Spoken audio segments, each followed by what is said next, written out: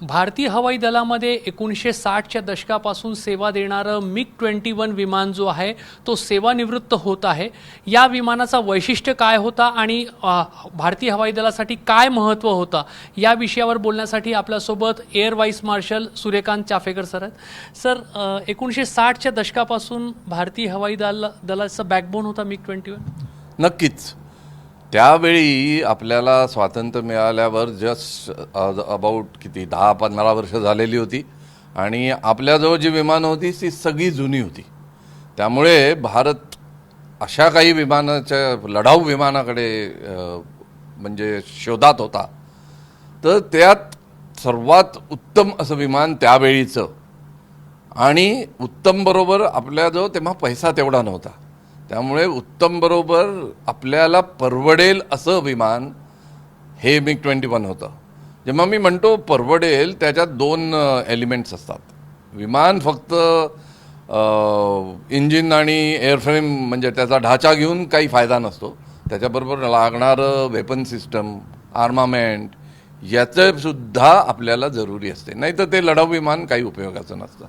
Number 2 म्हणजे त्याचं रखरखाव, त्याचं टेक्नॉलॉजी ट्रान्सफर हा एक अतिशय महत्त्वाचा मुद्दा असतो। म्हणजे आत्तासुद्धा आपण जेव्हा इंडक्शन करतो, नवीन विमानं घेतो, तेव्हा हा मुद्दा सर्वात महत्त्वाचा ठरतो।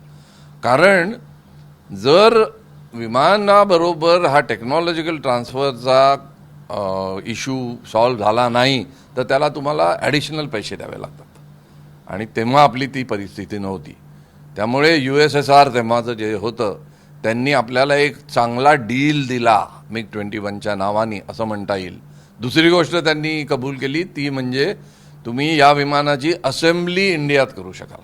त्यामुळे जास्तीत जास्त विमानं कमीत कमी वेळात आपल्याला दिली, जेव्हा त्या काळाची गरज होती। विमानं आपल्याला लवकरात लवकर हवी होती, त्या काळाची ती गरज होती।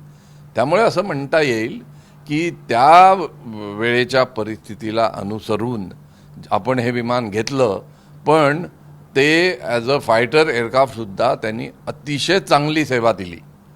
म्हणजे आपण काही घाईघाईत काहीतरी कॉन्ट्रॅक्ट करून काहीतरीच घेतलं अशातली गोष्ट नाही, तर one of the best aircraft आत्तापर्यंतचं लढाऊ विमान असं त्या विमानाला म्हणता येईल।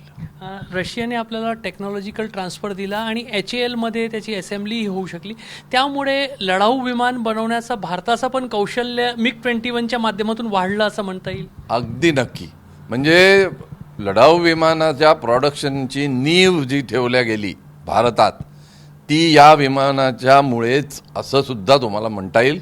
कारण या विमानाची असेंब्ली करताना किंवा त्याचं सर्व्हिसिंग करताना टेक्नॉलॉजी त्याची पाहून आपल्याला बरीच कल्पना आली आणि त्यामुळेच पुढे पुढे HALची प्रगती होत गेली आणि ती प्रगती तेजसच्या रूपात आता आपल्याला पाहायला मिळते। त्यामुळे MiG-21चा टेक्नॉलॉजी ट्रान्सफर आणि असेंब्ली भारतातल्या भारतात हे दोन मुद्दे आपल्याला पुढे जायला या एव्हिएशन क्षेत्रात फारच फायद्याचे पडले असं मला वाटेल। रशियन टेक्नॉलॉजीमध्ये फक्त एकच खोट असते, ती म्हणजे त्यांचं कम्फर्टकडे तेवढं लक्ष नसतं। म्हणजे पायलट कम्फर्ट याच्याकडे ते विशेष लक्ष देत नाहीत, कारण त्यांची जी सायकॉलॉजी आहे त्याच्याकडे आपण लक्षात ठेवलं पाहिजे। त्यांचं ते कम्युनिस्ट नेशन होतं आणि सोशलिझममध्ये त्यांचं जास्त आहे। जर आपण कम्पेअर केलं रशियन एअरक्राफ्ट आणि युरोपियन एअरक्राफ्ट तर तुमच्या लक्षात येईल की युरोपियन एअरक्राफ्ट हे कॉकपिट म्हणजे पायलट कम्फर्टमध्ये बराच वेळ घालवतात। म्हणजे जर कधीकधी दुसऱ्या टेक्नॉलॉजीचा कॉम्प्रोमाइज करून सुद्धा ते पायलटला कम्फर्ट देतील, तसं रशियन विमानाचं नाही आहे। त्यामुळे MiG-21ची कॉकपिट जर तुम्ही पाहिली तर ती अतिशय छोटीशी होती आणि आजूबाजूला सगळे त्याचे इन्स्ट्रुमेंट्स वगैरे, पण तरीही या छोट्याशा कॉकपिटमध्ये बसावं लागत असूनही आणि क्रॅम्डअप असल्यामुळे सुद्धा दाटीवाटीच्या जागेत असं बसत आहे। त्यामुळे भारतातल्या उन्हाळ्यात ते ऑपरेट करायला फार कठीण असं म्हणजे शारीरिकदृष्ट्या फार कठीण होतं। परंतु तरीही MiG-21 चालवणारे पायलट यांना हे विमान अतिशय आवडायचं, कारण त्यांच्या कौशल्याला वाव देणारं, रादर वाव काय नुसतं चॅलेंज करणारं असं हे विमान होतं। त्यामुळे हे पहिलं supersonic single engine single pilot असं लढाऊ विमान होतं. त्यामुळे त्या काळातलं हे सर्वात ॲडव्हान्स विमान होतं असं म्हटलं तर वावगं होणार नाही. आणि त्यांचं जे चॅलेंजेस होते त्याचे मनोवरिटी होती, कॉम्बॅटचं शिकण्याचं होतं वगैरे, त्या गोष्टींची पायलटलाचं कौशल्य वाढवण्यात त्यात एक शक्ती होती. आणि म्हणून मी म्हणू शकेन आता आपण म्हणू शकतो की जे आज भारतीय पायलट जवळजवळ जगभरात प्रसिद्ध आहेत, म्हणजे one of the best pilots are produced in India असं म्हणलं जातं, त्याचं बरंच श्रेय MiG-21ला जातं. कारण ते कौशल्य निपुणता त्या विमान ज्यांनी उडवलं आहे त्यांना ती जास्त आहे, हे आपण लक्षात घेतलं पाहिजे. आपला पारंपरिक शत्रू पाकिस्तान आहे. पाकिस्तानवरही एक अपर हँड MiG-21ने भारतीय हवाई दलाला दिला का, आणि 71च्या युद्धामध्ये फार महत्त्वाची भूमिका सुद्धा बजावली का? हो, अगदी नक्कीच.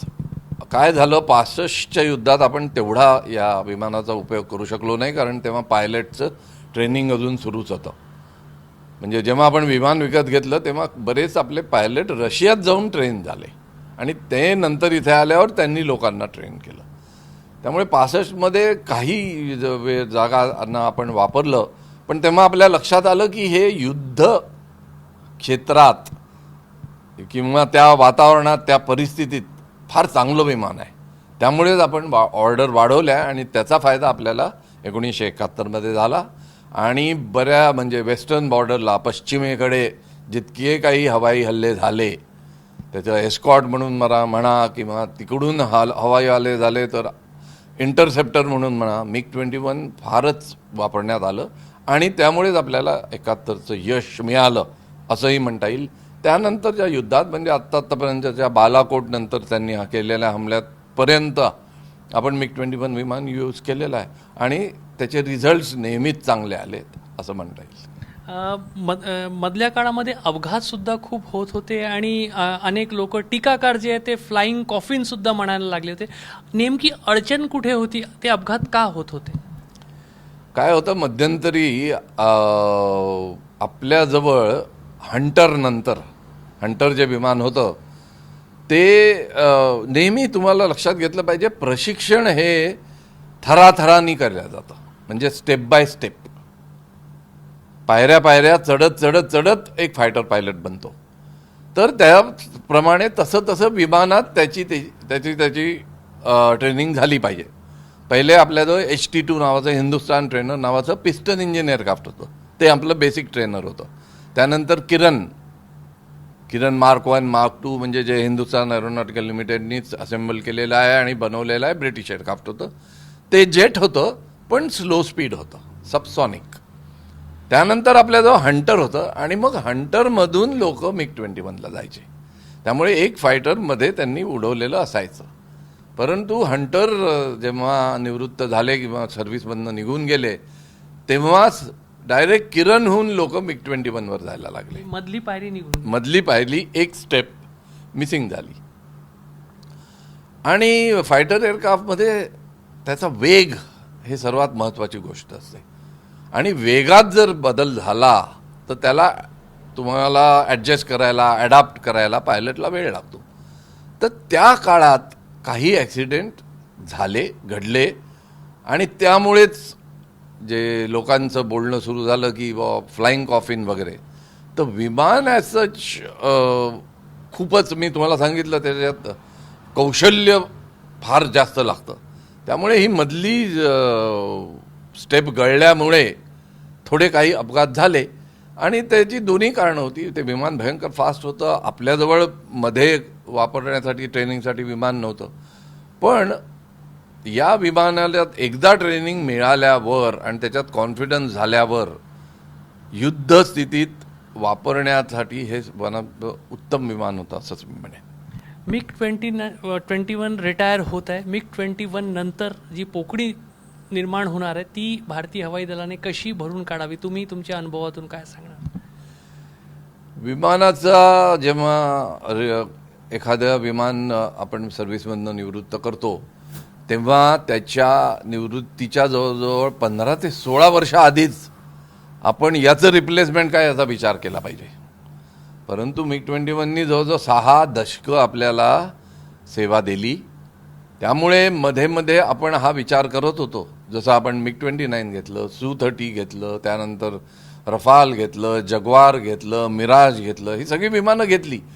पण MiG-21 सर्वात जास्त आपल्याजवळ होती.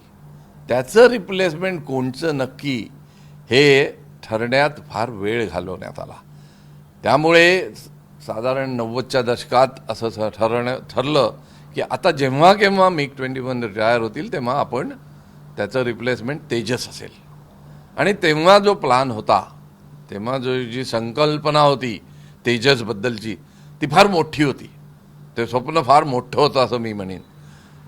आणि ते आपण स्वतः विमान बनवू शकलो वगैरे सगळं खरं असलं तरी इंजिन त्याचं आपण इम्पोर्टच करत होतो.